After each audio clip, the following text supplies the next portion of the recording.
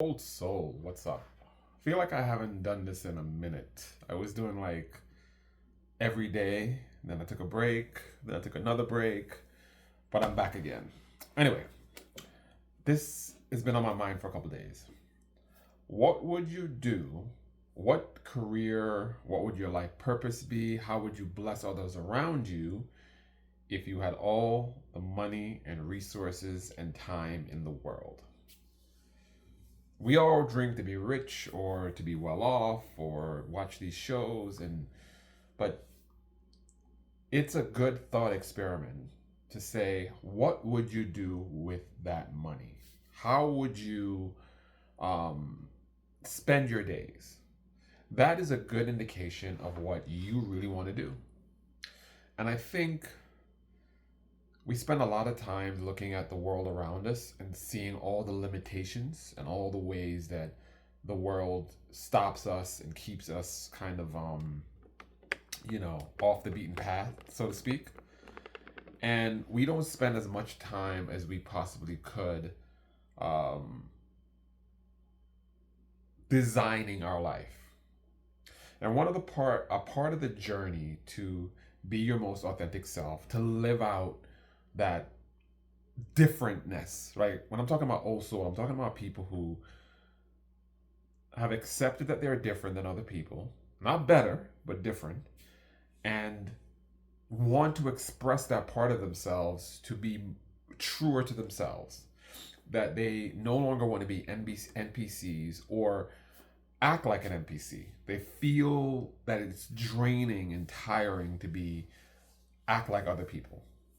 One of the ways to kind of see the difference is if you remove some of the social constraints. One of the social constraints is I don't have enough resources. I don't have the safety. I don't feel free to do what I want to do because I have people who are depending on me and I have real life things that are hemming me in.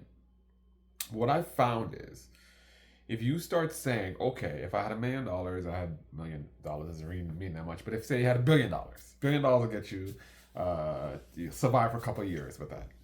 Say you had $1 billion, how would you live your life differently? Would you do social media? Would you write that book? Would you travel the world? Would you be a humanitarian? Like, that's when we get to the heart of it. Now, at first, we're going to talk about the cars and the houses and the butlers and all the things that we associate with wealth and living that magnificent life. But there's a point at which all that stuff gets out of the way. Do it because it's the fun part, right? I want 6 cars. I want 5 houses. You go through all those kind of things, and there's a point at which you say, okay, well, I can only drive one car at a time. I can only be on one plane at a time, and I can only live in only one house at a time, right? What am I going to do with the rest of the time and the resources that I have available? And some people will say, well, I'll make more money. Okay. But there's a point at which the money is being made. How do you make the money? Because you don't make the money working at the same job you're working at now. You don't make the money investing or whatever. You have the ability to make money doing the thing that you enjoy doing.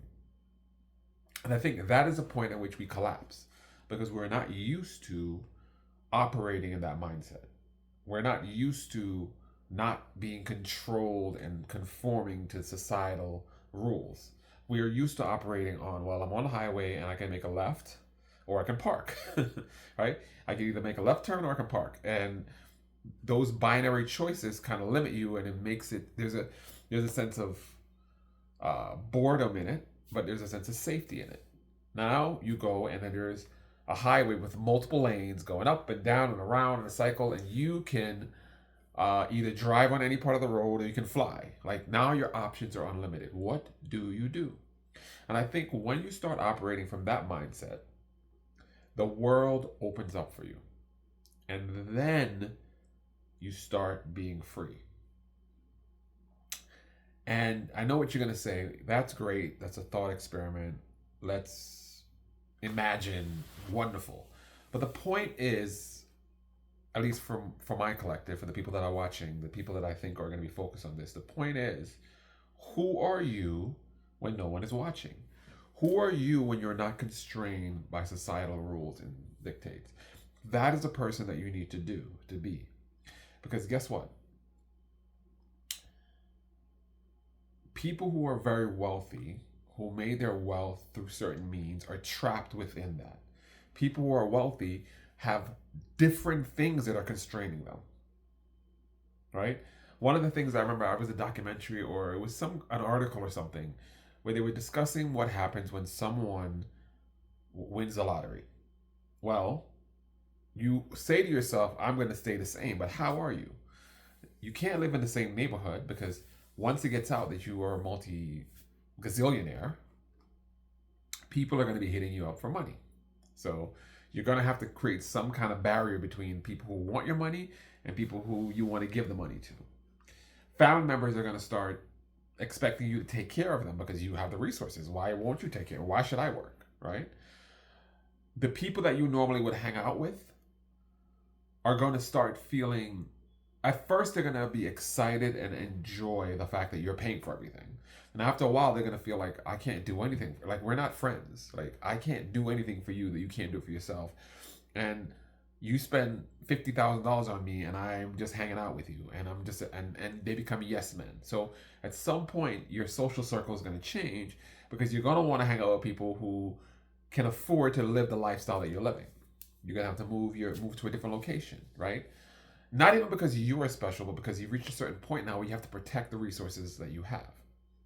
And there was one part of the documentary, because it's different things, but there was a documentary I watched, and I forget who the guy was, but basically he reached a point where he divorced his wife because he thought she was only with him for his money, so she took half.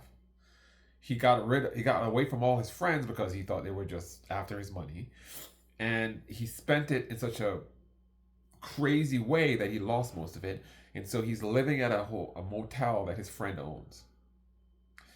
And why did I go off on this long tangent? The point is, once you get money, you have your own issues. Issues don't go away. What I'm saying to you now, it gives you the freedom to, what do they call that? FU money? Once you have an FU money, you don't have to be as contained. But it doesn't mean you don't have problems. So when you think about what you would do when you have FU money, it helps you to free up what kind of person you want to be. Why do you need to wait till you have FU money to tell people, right? Why do you need to wait?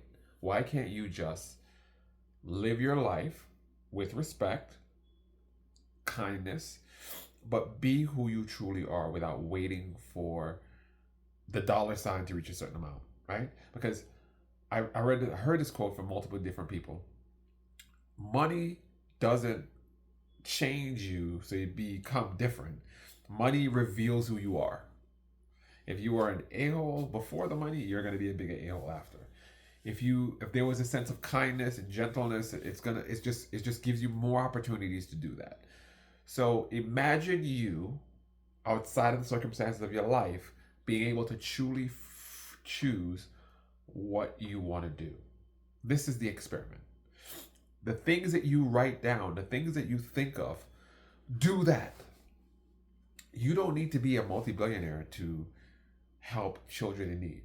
I have a friend of mine, and she wanted me to join her, and it wasn't my vision, but she's from Jamaica, I'm from Jamaica, and she wanted to help the kids in Jamaica, and so she would raise not money, but she would raise like the resources necessary to give certain schools books and clothing and things like that. She wasn't wealthy. She lived in the same neighborhood I did, but she had this vision in her heart that she would do that.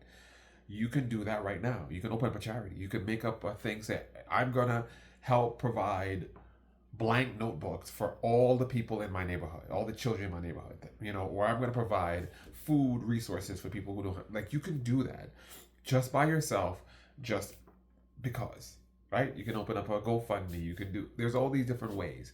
We sit there and say, only if I was rich could I help my family and friends. Once again, try it. Ask yourself, if I had all the money in the world and I got past all the fun stuff, how would I spend my days?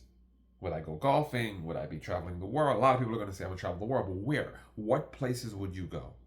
What would you do in those places? How would you be a benefit to society? Because That's ultimately where I'm leading to. I'm being a little coy here. What things would you do to better the world around you? And how would you act? And if you're going to act like a hole, that's fine. That's who you are. I'm all about being who you are. But in answering that question, you create the perfect version of David, Bill, Paul, Chris, Stephanie, whoever you are.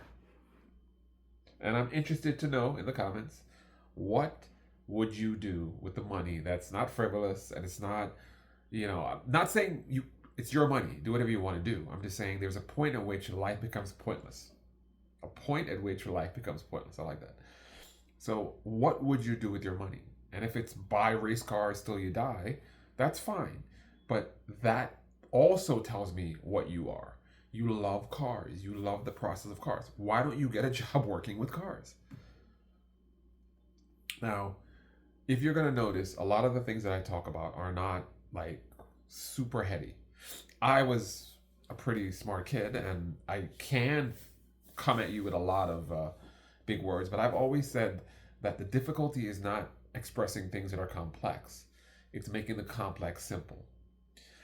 And I want to give you simple strategies, simple solutions, simple ways for you to discover who you are.